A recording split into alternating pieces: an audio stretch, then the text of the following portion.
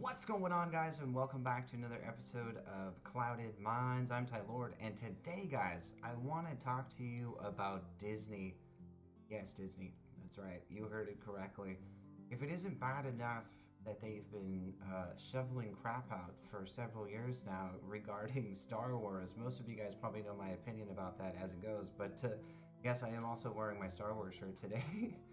But anyways, guys, I want to talk to you about, like, I don't know if any of you guys have seen this new Star Cruiser, like, hotel that they've, like, just came out with. Like, it's just, this is one of the rooms as an example. Like, this is a standard cabin for that, but let me show you this, guys. Like, if it isn't bad enough that, like, they've been shoveling out all these movies that they want you to spend money on, and also, too, that the theme parks, for any of you who've been keeping up with it, that have been just, like, it's insane. Like, the amount of money that they're charging for this stuff, it's like the same things. They're not getting anything new. And for all of you who remember, Disney actually got rid of a lot of their entertainment stuff. So now when you go to a park, there's not really any parades. Like, it's crazy to me to think that, like, you know, there's still the diehard Disney fans, don't get me wrong. Like, they'll still show up regardless. Like, Disney could shit on a brick and they'd probably still show up anyways. But this right here, though, guys, like, seriously, you really need to check this out. Let's go ahead and scroll a little down. This is a standard cabin, right? It sleeps 4 to 5 people. Supposed to be like you have this imaginary, amazing experience on. You step into this hotel, right? This is a Galactic Star Cruiser, and all of the rooms have like portals and portholes and stuff, right? And it looks like you're looking out into space. So it's kind of a really cool experience overall that they're trying to give to you. So, like, here's like another example: drinks in your room, kind of cool stuff there on the wall, and then you can see out the portholes there. But, like, let's scroll all the way to the bottom. They really make these look like pretty awesome too, like when you're looking at it. Okay, now, but look at this crap. Are you kidding me? Now, the minimum on these, right, is 2 days. It's a 2-day experience, right? So 2 guests per cabin, $1,200 per guest, $4,800 total. Most people who are going on vacation, like, probably aren't thinking of spending that amount of money, and if they are thinking that, is a Star Wars experience that only lasts 2 days?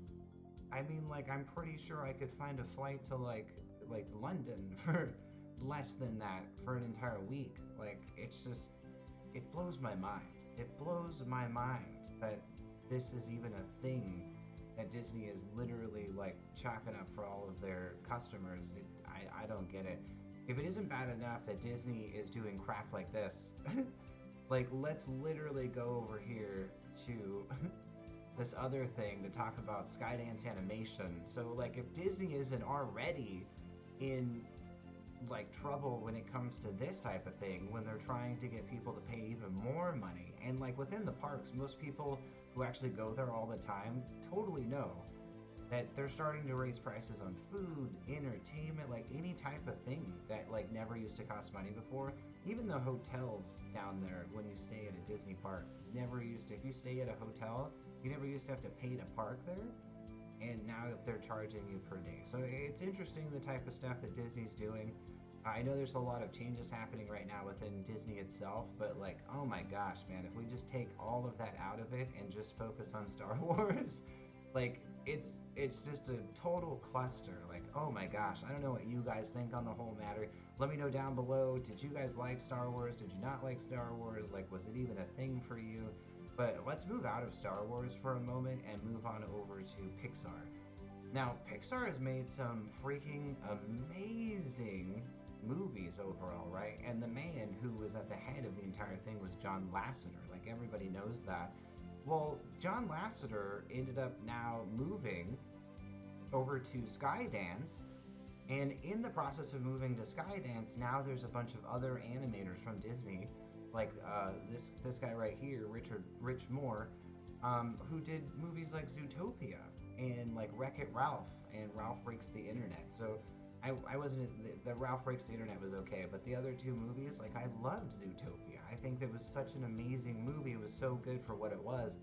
But it's just, it's very interesting to see like why Disney did this knee-jerk reaction with John Lasseter, and now they're probably regretting their decision. If I have to like be honest with you, I think they're like legitly regretting it, because now they've lost several major massive animators for their studio companies are now like leaving to go to Skydance. So it's pretty interesting to me.